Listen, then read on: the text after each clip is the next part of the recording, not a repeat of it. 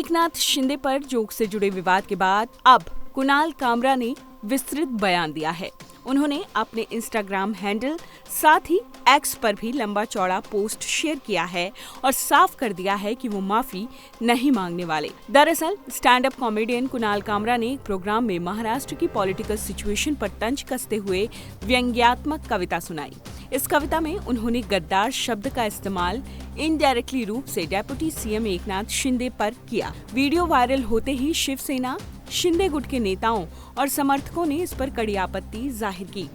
इस कविता के social media पर वायरल होने के बाद शिवसेना कार्यकर्ताओं ने रविवार को मुंबई के खार इलाके में द यूनिकॉन्टिनेंटल होटल में तोड़फोड़ की, जहां stand up comedian Kunal Kamra के शो की शूटिंग की गई थी। इसके बाद विवाद बढ़ा और उनके खिलाफ एफआईआर भी दर्ज हुई।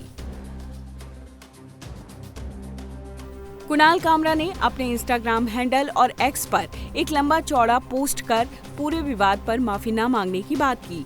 पूरे बयान में उन्होंने सबसे पहले उस भीड़ को आड़े हाथों लिया जिसने उस जगह पर तोड़फोड़ की जहां कुणाल का प्रोग्राम हुआ था। तोड़फोड़ करने वालों को लिया आड़े हाथ।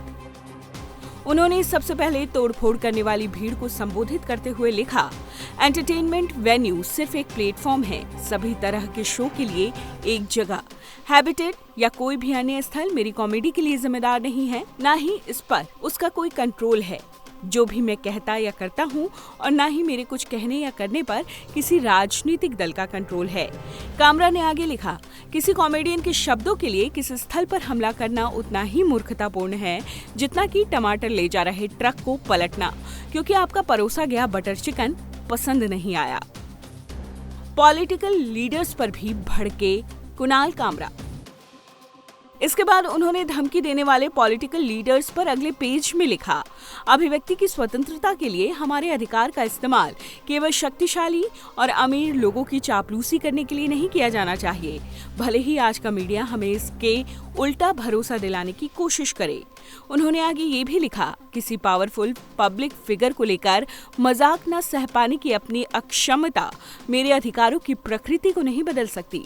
जहां तक मुझे पता है, किसी नेता और हमारी राजनीतिक व्यवस्था के सर्कस का मजाक उड़ाना कानून के खिलाफ नहीं है। पुलिस और कोर्ट के सहयोग के लिए हूं तैयार। कुणाल कामरा आगे लिखते हैं कि वो उनके खिलाफ की गई किसी भी कानूनी कार्रवाई के लिए पुलिस और कोर्ट को कोऑपरेट करने के लिए तैयार हैं, लेकिन उन्होंने इसके साथ ही तंजिया लहजे में एक सवाल भी पूछा और कहा, क्या कानून उन लोगों के खिलाफ भी निष्पक्ष और समान रूप से लागू होगा जिन्होंने मजाक से आहत होकर तोड़फोड़ की, और क्या उन लोगों के खिलाफ भी लागू होगा जो बीएमसी के अनिर्वाचित सदस्य हैं और बिना किसी पूर्व सूचना के हैबिटेट पहुंचकर हथौड़े चलाए। उन्होंने और भी गहरा तंज किया और लिखा, मैं अगली बार एल्फिंस्टन ब्रिज या मुंबई में किसी दूसरी ऐसी जगह शो करूंगा जिनका गिरना बेहद जरूरी है। मैं भीड़ से नहीं डरता, कुणाल कामरा। इसके बाद कुणाल ने उनका नंबर लीक करने और उन्हें बार बार कॉल करने वालों के लिए भी मैसेज छोड़ा। कहा कि आप सभी को पता चल गया होगा कि अननोन नंबर्स वॉइस मेल में जाते हैं। उन्होंने मीडिया को भी आड़े हाथों लेते हुए इस पूरे विवाद को सर्कस बताते हुए कहा कि इसलिए भारत में प्रेस फ्रीडम 159वें स्थान पर है। इसके बाद उन्होंने साफ शब्दों में लिखा, मैं माफी नहीं मांगूंगा। मैंने जो कहा वो बिल्कुल वही है जो श्री अजीत पवार ने श्री एकनाथ शिंदे के बारे में कहा था। मैं इस भीड़ से नहीं डरता। मैं अपने बिस्तर के नीचे छिपकर इस घटना के शांत होने का इंतजार नहीं करूंगा।